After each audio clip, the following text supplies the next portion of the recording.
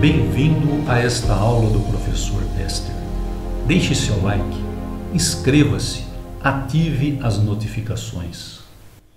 Agora vamos para o próximo componente. Olha aí que fantástico, pessoal. Circuitos RLC em corrente alternada. O R nós já vimos como ele se comporta, o resistor. Vamos ver agora como se comporta o indutor em corrente alternada. O indutor, ele provoca aqui algumas alterações que nós vamos ver na corrente em relação à tensão. Vamos ver o que acontece. Olha aqui um indutor SMD, aqueles que ficam em circuitos impressos, né? Olha que bacana, bonitinho, hein? Indutor é uma bobina, nada mais do que uma bobina de fio, certo? A construção dela é uma série de espiras, de voltas de fio sobre um núcleo, que normalmente é um núcleo metálico. Olha aí a representação do indutor, que bacana, isso aqui é um indutor.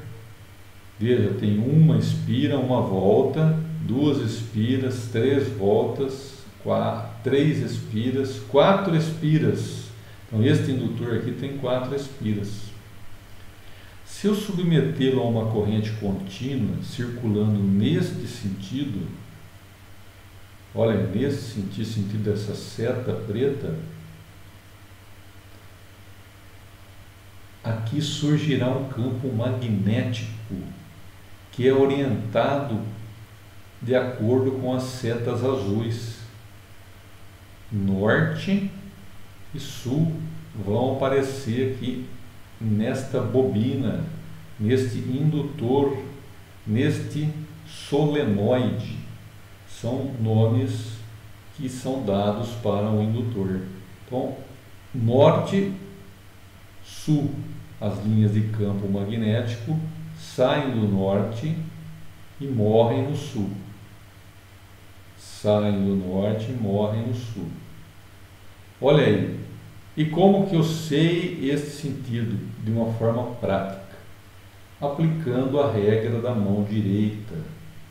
A regra da mão direita me permite obter a polaridade de uma bobina quando submetida à corrente contínua. Porque a corrente alternada está mudando de sentido muitas vezes por segundo. Então aí eu não tenho muito sentido falar em polo norte e polo sul. Mas quando é corrente contínua, eu consigo, pela regra da mão direita, obter o polo norte e o polo sul numa bobina. Veja, basta orientar os dedos no sentido do fluxo da corrente. Se eu orientar os meus dedos no sentido do fluxo da corrente, o meu polegar vai estar apontando para o polo norte da bobina. Esta é a regra da mão direita. Uma das aplicações. Esta regra da mão direita tem outras aplicações. Esta é uma delas. Muito bem. Os indutores, em geral, eles são constituídos desta forma. Sejam eles quais forem. Uma série de voltas de espiras, eu chamo isso de espiras, certo? Enroladas sobre um núcleo, que pode ser um núcleo magnético ou pode ser um núcleo de ar mesmo, sem nada aqui dentro. Ela tem um comprimento L, um número de espiras, e este núcleo aqui tem uma característica chamada de permeabilidade magnética.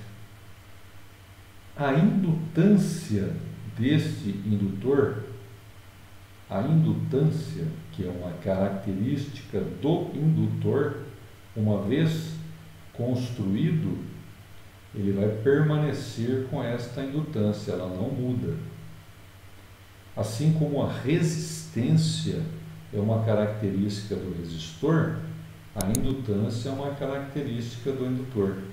É uma medida, tá? Uma medida que eu calculo desta forma: μ sobre L multiplicado por N ao quadrado vezes A.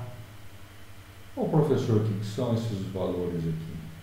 μ é a permeabilidade magnética do núcleo. Isto aqui eu tenho em tabelas. Se for aço, se for ferrite, se for o próprio ar, eu tenho isto aqui em tabelas. O número de espiras e o comprimento, eu também consigo, olhando talvez até para o indutor. E esta área aqui eu calculo facilmente. Eu posso medir esse diâmetro e eu consigo calcular a área. Lembrar das unidades, né? As unidades, a área precisa ser dada em metros quadrados, este comprimento em metros, o número de espiras é o número de espiras mesmo, e a permeabilidade magnética já vem tabelada e ela já é dada em Weber por ampere metro. Qual é a unidade da indutância de um indutor?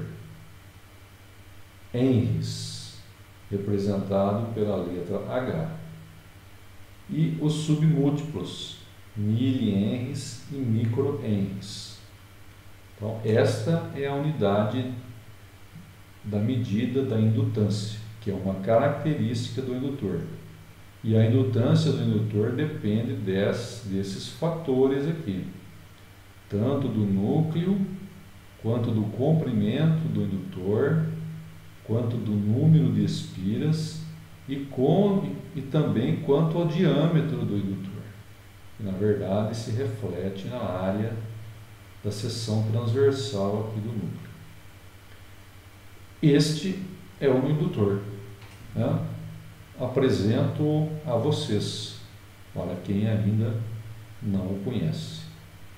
Agora, quando eu coloco o indutor no circuito, aí a gente tem algumas coisas a serem consideradas.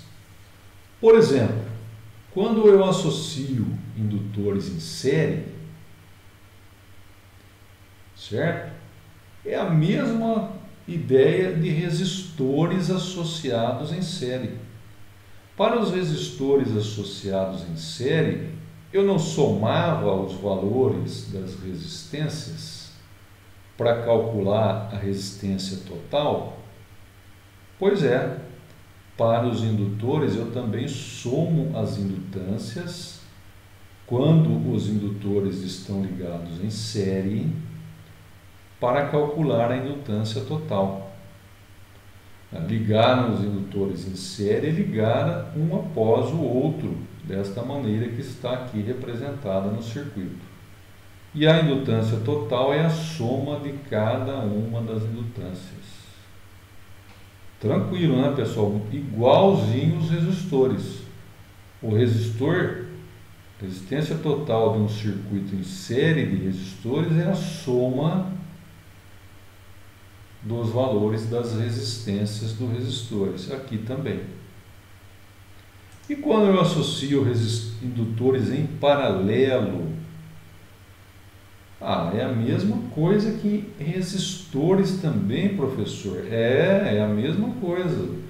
1 sobre a indutância total é igual a 1 sobre L1 mais 1 sobre L2 mais 1 sobre L3 e quantos tiverem aqui em paralelo.